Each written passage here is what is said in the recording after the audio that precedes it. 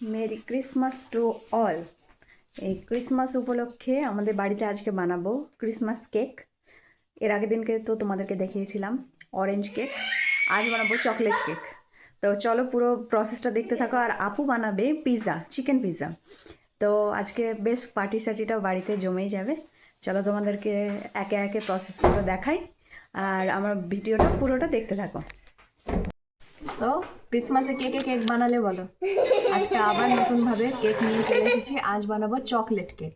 তো নিয়েছি ময়দা, এই গেল চিনি গুঁড়ো, সরিষার তেল, দুধ, চকলেটটাকে মেল্ট করে নিয়েছি, এটাতে একটু বাটারের কিউব দিয়েছি।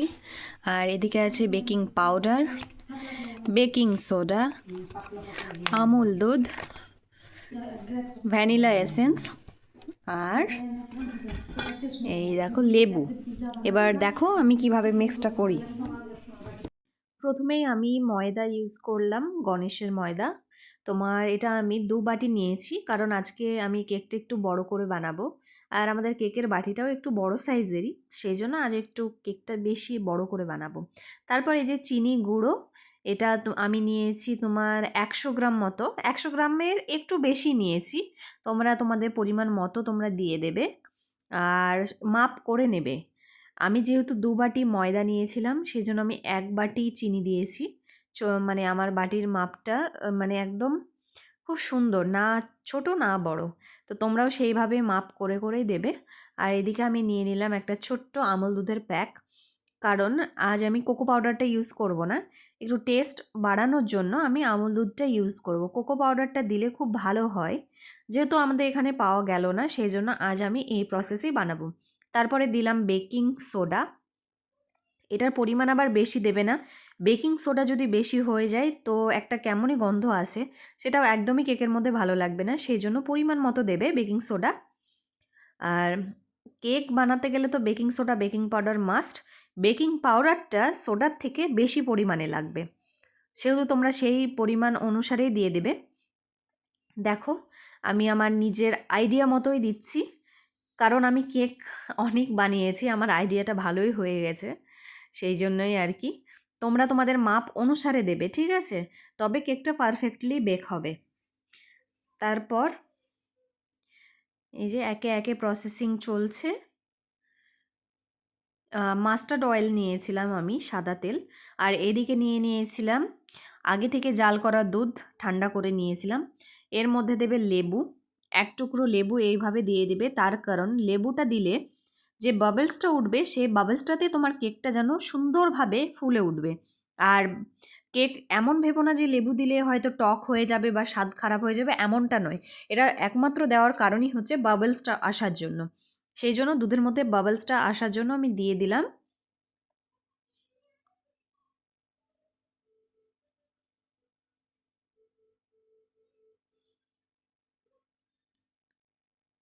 এরপর আমি দিচ্ছি ওই যে সাদা তেলটা, পরিমাণ মতো মাপ করে নিয়েছিলাম যে বাটির, একটা সেই বাটিরই তেলটা আমি দিয়েছি। 1 বাটি তেল। একটা পরিমাপ অনুসারে দেবে যেন কেকটা পারফেক্টলি বেক হয়। আর কেকটা বানিয়ে অবশ্যই আমাকে জানাবে, আমার ভিডিও দেখে কেকটা বানিয়েছো, তা আমারও এটা ভালো লাগবে যে না আমি তোমাদেরকে শেখাতে পারলাম, বা আমার ভিডিও দেখে তোমাদের ভালো লেগেছে, ইচ্ছে জেগেছে বলে তোমরা আমার ভিডিও দেখে বানিয়েছো। তো অবশ্যই কমেন্ট করো। তারপরে এই যে দিচ্ছি ভ্যানিলা এসেন্স, এটা তো দেবেই। এটার পরিমাণটা আবার বেশি দিও না, এটা শুধুমাত্র ফ্লেভার আসার জন্য। এটা না দিলে কেক কেক মনে হয় না, এটা দিতেই হয়।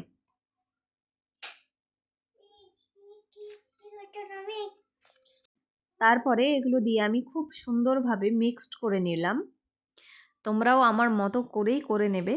অ্যাকচুয়ালি আমি এই ভিডিওটা গাঙ্গুলি বাবুর পেজে দেখলাম। আমার ওনার ভিডিও দেখতে খুবই ভালো লাগে, তোমরাও দেখবে গাঙ্গুলি বাবু বলে। ওনার কথা স্টাইলগুলো যত সুন্দর, ওনার রান্নার প্রসেসগুলো খুব সুন্দর, শর্টকাটের মধ্যেই হয়ে যায়। তাই আমার দেখে ইচ্ছে জাগলো, সেই জন্য আমিও তার মতন করে বানিয়ে নিলাম। তো এই যে তারপর মেল্টেড চকলেটটা দিয়ে দিলাম। আসলে কি বলো তো, এখন এমনই একটা যুগ না সোশ্যাল মিডিয়ায়, যে কেউ অজানা কিছুই নেই, জানো তো, টুক করে ইউটিউবটা বের করছে, রান্না শিখে যাচ্ছে। অ্যাকচুয়ালি গাঙ্গুলি বাবুর একটা কথা আমার খুব ভালো লেগেছে। উনি বলেন যে ফেসবুক আর ইউটিউবে আমি হোটেল খুলেছি। সত্যিই কথাটা একদম মানে খাঁটি কথা, সত্যিই তাই। এই যে রান্না করা, এইগুলো ইউটিউবে ফেসবুকে পোস্ট করা, এগুলো তো মানেটাই তো তাই না, একরকম এক প্রকার সোশ্যাল মিডিয়ায় হোটেল। সত্যিই তাই। ওনার ভিডিও আমার খুব ভালো লাগে, ওনার প্রত্যেকটা ভিডিওই আমি দেখি। তারপরে এই যে দুধটা দিয়ে এই যে একদিকে নাড়াবে, ঠিক আছে? একদিকে যদি না নাড়াও তো তোমার বাবলসগুলো ফেটে যাবে।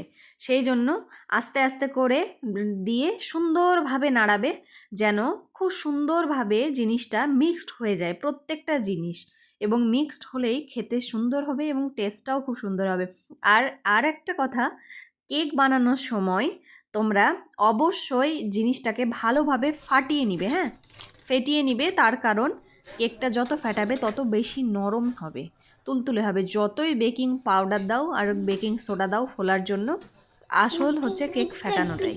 এজন্য এক দিক করে করবে, তাহলেই হবে। আর এই যে এদিকে ওই যে বললাম যে চকলেটটাকে কীভাবে মেল্ট করেছি সেটাই দেখাচ্ছি। প্রথমে নিয়ে নিয়েছি, একটা কথা সবার আগে কিন্তু দেবে না চকলেট, প্রথমে দেবে দুধ, মিক্সড করতে হবে, তারপরে চকলেট দেবে। আমি ডেয়ারি মিল্ক নিয়েছি, তারপরে আমি মিক্সড করতে হচ্ছে বাটারের কিউব দিয়েছি, একটু করে এটা টেস্ট আনার জন্য। যাই হোক, এইভাবে করবে। তারপর এই যে বললাম ঘোরানোটার একটা প্রসেস আছে, সুন্দরভাবে ফেটাবে, কারণ একদিকে দেখো আমার নাড়ানোটা দেখো, একদিকেই হচ্ছে, এইভাবে করবে না, এইভাবে একদম একদিকে ঘোরাবে।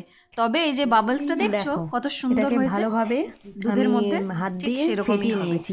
আর আজকে যদি আমি ফেটাবে কোকো যে পাউডারটা যেন দিতাম এইভাবে চামচ থেকে এইভাবে মানে টক হতো, ঠিক আছে? যেহেতু কোকো তাহলে পাউডার বুঝতে পারবে, পাইনি, অতিরিক্ত সেজন্য পাতলাও এই করলে টাইপের হবে না, হয়েছে। অতিরিক্ত কিন্তু না, ভারী পরে করলেও যে হবে না। দেখলাম বেশ Just চকলেটি এইরকম। কালারই হয়ে গেছে। আমি ওইটা নিয়ে চলো, একটু টেনশনে আমার এগুলো ছিলাম পুরোটা যে কমপ্লিট হয়ে চকলেটি গেছে, কালার এবার আমি হয়তো bake বা করতে আসবে না, বসিয়ে দিই। কিন্তু না, আমি সাকসেস হয়েছি।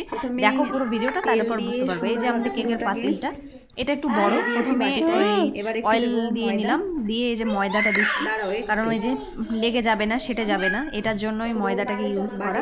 এরকম করে দিতে হবে। এটাও তোমরা অবশ্যই করবে, তা নাহলে যদি সেটে যায় আর কেক যদি না ওঠে তাহলে কেক বানানোর কোনো মানেই নেই। তারপরে ময়দাটা আবার রেখে দিও না, যেন পুড়ে গেলে খুব বাজে হবে। ময়দাটাকে ঝেড়ে ফেলতে হয়, ঠিক আছে? ময়দাটা পুরোপুরি ঝেড়ে একদম মুছে ফেলে দেবে। তারপর এই যে কাগজটাকে আজকে আমি পুরোটা কাটলাম না, গোল করে এইভাবেই রাখলাম। তারপর কাগজের মধ্যে দিয়ে দিচ্ছি সুন্দর করে। খুবই মানে সুন্দর হয়েছিল কেকটা, মানে না টেস্ট করলে বোঝাতে পারবো না। যারা যারা খেয়েছে তারা সবাই নাম করেছে, সেই জন্যই আর কি বললাম। আর এই যে হয়ে গেল। আর তারপর এই যে আগে থেকে আমি কড়াইটাকে তোমার প্রিহিট করে রেখেছিলাম। যদি প্রিহিট না করো তবে ভালো হবে না, কেমন একটা হয়ে যাবে। যে প্রথমে একদম গ্যাসের আঁচ বাড়িয়ে ভালোভাবে হিট করে রাখবে, প্রিহিট যেটাকে বলছে। তারপরে এই স্ট্যান্ডটা বসাবে, স্ট্যান্ডটা বসানোর পরে কেকের পাতিলটা, তারপরে এটাকে একদম লো টু হাই ফ্লেমে মানে মিডিয়াম আছে তোমার ঢাকা দিয়ে দিবে, তাহলে দেখবে খুব সুন্দর হবে। এই যে এখন ঘড়িতে প্রায় 7:40 মতো বাজছিল, 40, তাই সেই জন্যই তোমাদেরকে আমি দেখিয়ে দিলাম। রাত্রিবেলাতেই হয়ে গেল, যেহেতু সরঞ্জাম আরও কিছু রেডি করতে হতো, সেই জন্য আজ রাত্রি হয়ে গেল। তারপর এদিকে প্রসেসিং চলছে তোমার পিৎজা বানানোর। বাড়িতে খুব পিৎজা করছে দুই বাচ্চাতেই, সেই জন্য আজ পিৎজা বানানো হবে। এই দেখো ইস্ট, এই যাচ্ছে ইস্ট। প্রথমে দুধ দিল আপু, তারপরে অয়েল দিল। ঠিক আমি যেমন দুধটা নিয়েছিলাম সেই দুধে, মানে আগে থেকে বয়েল করে রাখা, দিয়ে ঠান্ডা করে রাখা সেই দুধ। কাঁচা দুধে আবার করো না যেন তোমরা। তারপরে দেখো ইস্ট দিয়ে দেবে। ইস্ট দিলে এই জিনিসটা ফুলবে। হাত দিও না। অ্যাকচুয়ালি এসব খাবারগুলো খাওয়াটা উচিত না। ইস্ট তো জানোই ছত্রাক, আমাদের শরীরের পক্ষে ক্ষতি। কিন্তু কি, এইটা আমরা বাড়িতে করছি তাই মনে হচ্ছে যে আমরা এত মানে এরকম খাচ্ছি। আর যখন রেস্টুরেন্টে খাই তখন ভাবো তো, আজিনামোটো চিনির মতন যে দানাটা, ওইটা কতটা ভাইটাল আমাদের শরীরের পক্ষে। আর ওইটাকে বেশি বেশি করে পিৎজাতে দেয় টেস্ট বাড়ানোর জন্য। আজিনামোটো দিলে দেখবে খাবারের টেস্ট অটোমেটিক বেড়ে যায়, সেই জন্যই আজিনামোটোটা ইউজ করে। যাই হোক, আমরা ওসব কিছু ইউজ করবো না, আমরা ইস্টটাই ইউজ করলাম। তারপরে এই যে ময়দাটা দিয়ে দেওয়া হলো ওই তোমার দুধের আর মানে ইস্টের মধ্যে। দেখো ময়দাটাকে এইভাবেই মানে জাস্ট মানে মাখিয়ে, মানে খুব একটা ফেটানোর দরকার নাই, হালকার ওপরে, যেহেতু ইস্ট মানে এটা ফুলে উঠবে সেই জন্য হালকা করে রেখে তারপরে তোমার ঢাকা দিয়ে রেখে দিতে হবে।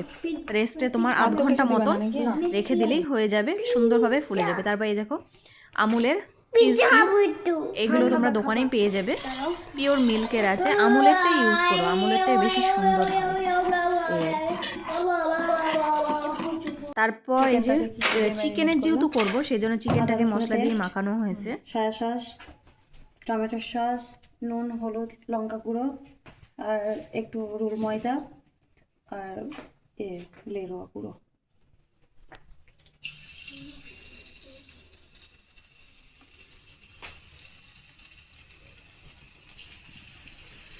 বানানো হচ্ছে চিকেন পিৎজা।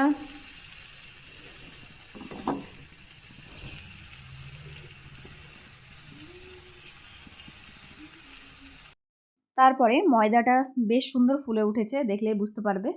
এটাকে একটা মানে থালাতে, মানে একটু চিত্রা টাইপের থালা নেবে, সেইটাতে সুন্দর করে প্রথমে অয়েলটাকে মাখাবে। তারপরে এই যে আটাটাকে এইভাবে চেপে চেপে চেপে চেপে সুন্দর করে বসাতে হবে, ঠিক যেমন দোকানের পিৎজাগুলো বসে। ওনারা একটা দেখবে কাঠের প্লেট, মানে তাওয়া টাইপের যেটা হয় ওই টাইপের জিনিসে বসায়। আমাদের কাছে নেই, সেজন্য আমরা ঘরোয়া জিনিস দিয়েই করব, ঘরোয়া উপায়। তারপর এই যে দিয়ে দেওয়া হচ্ছিল সব একের পর এক প্রসেস। পিৎজা সসটা আগে থেকে বানানো হয়নি, ওটা বাড়িতে বানানো যায়, অনেকটা ঝামেলা। টমেটোকে প্রথমে সেদ্ধ করো, তারপরে মানে ভালোভাবে স্ম্যাশ করো, আদা রসুন বাটা দিয়ে ওটাকে ভালো করে করো, মানে জাল করো, জাল করে সুন্দর একটা থকথকে হবে, অনেক অনেক অনেক বলতে গেলে শেষ হবে না। যাই হোক, সেই জন্য শর্টকাটের ওপরে আমাদের এই পিচকু দিয়েই চালিয়ে নিলাম টমেটো কেচাপ। যাই হোক, পিৎজা সসটা দিলে বেশি সুন্দর মানে সেন্ট আসে, পিৎজা পিৎজা ফ্লেভারটা আসে। যাই হোক, খেতে কিন্তু খুব সুন্দর হয়েছিল, অসাধারণ, মানে বাড়িতে বানিয়েছে, সত্যি খুব ভালো হয়েছিল। তারপরে এই যে এখানে ক্যাপসিকাম কুচি আর এখানে পেঁয়াজ কুচি, এগুলোকে একটু বড় বড় করে রাখবে, তার কারণ অনেকক্ষণ ধরে যেহেতু আঁচে দেওয়া হয় না স্টিমে, তখন পেঁয়াজগুলো গলে যায়, মানে সেদ্ধ হয়ে মনে হয় যে গলে যাচ্ছে এরকম। বড় বড় করে করলে তাও মুখে খেতে গেলে পাওয়া যাবে। দেখো খুব সুন্দর হয়েছে, ভীষণই সুন্দরভাবে এইভাবে তোমরা মানে ট্রাই করো। চিজ খাবো চিজ, চিজ দেবো একটা ভেঙে পড়ে গেছে। একা কাছে দেখছি আমাকে দাও চিকেন বল করবো দিয়ে আজ কি খাবে? চিকেন ভরে দেবো। কি খাবে? এদিকে দেখো, বাড়িতেই বানাবো চিলি ফ্লেক্স, পিৎজা। এগুলো সব বাড়িরই ঘরোয়া উপকরণ, তোমরা খুব সহজেই করে নিতে পারবে। বাচ্চারা যদি কখনো জিদ করে তো অবশ্যই করে দিও। এই যে প্রথমে বীজগুলোকে ফেলে দিলাম, কারণ ঝাল বেশি হয়ে যাবে, আমরা অত বেশি ঝাল খাই না, সেই জন্য এইভাবে বানিয়ে নাও। তারপরে দেখো আমার কেকটা হয়ে গেছে, সুন্দরভাবে একদম ফুলে ফুলে উঠেছে। যাই হোক, সত্যি এইসব ছোটোখাটো আনন্দগুলো যদি করা হয় না নিজেদের মধ্যে, দেখবে নিজেদেরকেও ভালো লাগে এবং বাচ্চারাও খুব আনন্দ পায়। এই দেখো দেখো কি সুন্দরভাবে হয়ে গেছে না কেকটা। তোমরাও অবশ্যই ট্রাই করবে বাড়িতে। আজ যেহেতু 25শে ডিসেম্বর ছিল বড়দিন, সেই জন্যই কেক বানালাম, পিৎজা বানালাম, একটু পার্টি শার্টি হলো বাড়িতেই। এই যে আমাদের রেডি দুই বোনেরই রেসিপি। আমি বানালাম চকলেট কেক, আপু বানালো চিকেন পিৎজা। তো এইভাবে তোমরাও ট্রাই করো, আর এইভাবে পার্টি শার্টি বাড়িতে বানাতেই থাকো, করতেই থাকো, নতুন নতুন খাবার বানাও, আর এইভাবে তোমরাও পোস্ট করো। আর আমার ভিডিওটা দেখে যদি তোমরা বানিয়ে থাকো এবং ভালো লেগে থাকে, অবশ্যই একটা লাইক করো, শেয়ার করো, কমেন্ট করো। আর এরকম আরও মজাদার মজাদার রান্নার রেসিপি ভিডিও সব রকমের, এক কথায় যে পাঁচ মিশালি পাঁচ ফোড়ন টাইপের একটা হচ্ছে যে কি চ্যানেল আমার, সব রকমেই আমি পোস্ট করে থাকি। যদি তোমাদের ভালো লেগে থাকে তো অবশ্যই একটা লাইক দিয়ে পাশে থেকে যাবে, আর এইভাবেই নতুন নতুন ভিডিও পেতে সাবস্ক্রাইব করে নাও, আর বেল নোটিফিকেশনটা অন করে দিও অবশ্যই। আজকে পার্টি হচ্ছে ক্রিসমাস পার্টি, ইয়ে তুমি প্লেট খুঁজে খেলা না ওতে আবার মাইক্রো কার কার হ্যাপি বার্থডে হচ্ছে? সে কেক বানিয়েছি সজলে দুটো আনসের। দুটো বা তিনটা দাও আমাকে কাকাতে দামাবে থামো আব্বু থামো এই যে খুব সুন্দর আপু বানিয়েছে পিৎজা, একদম দারুণই সুন্দর, সেন্টটাই সুন্দর। চলো আর এদিকে আমি বানালাম কেক। টাটা, আজকের মতো এতটাই। দেখা হচ্ছে পরবর্তী অন্য কোনো ব্লগে।